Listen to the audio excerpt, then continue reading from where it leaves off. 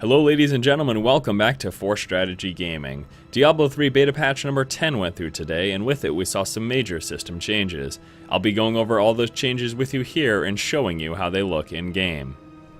Core attributes have been completely reworked, with attack, defense, and precision being removed, now replaced by dexterity, intellect, strength, and vitality. In the past, attack was the attribute that increased damage for all character classes, and now the character classes have specific attributes that increase damage for them. Dexterity will now increase damage for the Demon Hunter and Monk. In addition to that, it adds plus dodge for all classes. Intellect will increase damage for the Witch Doctor and Wizard. In addition to that, it adds plus health from globes for all classes. Strength now increases damage for the Barbarians. It also adds plus armor for all classes. And Vitality specifically adds plus health for all classes. The Nephilim altar has been removed from the game, and players now have the ability to swap unlocked skills at any point during gameplay while using the skill list. Doing so will give you a 30-second cooldown on the newly activated skill, and it also prevents you from switching that skill for another during that 30-second cooldown. Now this is important because what this essentially does is it makes it so that you cannot switch in the middle of a fight and use that ability. So without having to go back to town and find a Nephilim altar to switch your skills, you can do it on the fly, but you still can't do it mid-fight, which prevents it from being abusive. Scroll of identification has been removed. Players can now identify items simply by right-clicking on them.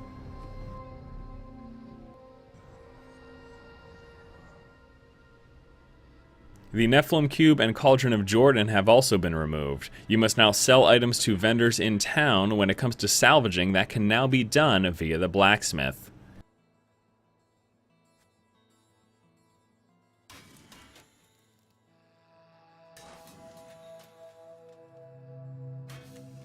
With that, it is also important to note that you can no longer salvage white or common items. The Stone of Recall has been replaced with a Town Portal ability, which is accessible directly from your skill bar UI.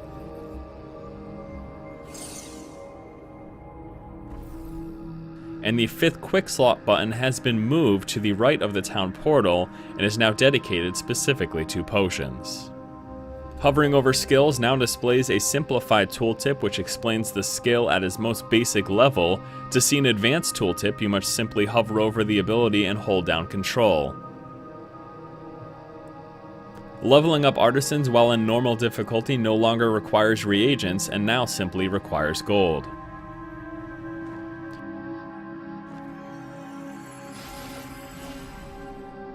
Alright my friends, those are the major changes that took place with the most recent beta patch. There are also other changes that will be coming through in the game, but since they are not accessible in the beta, then it's nothing to really be discussed here. If you'd like to take a look at the full patch notes, be sure to take a look at the video description below, as I have provided a link to them.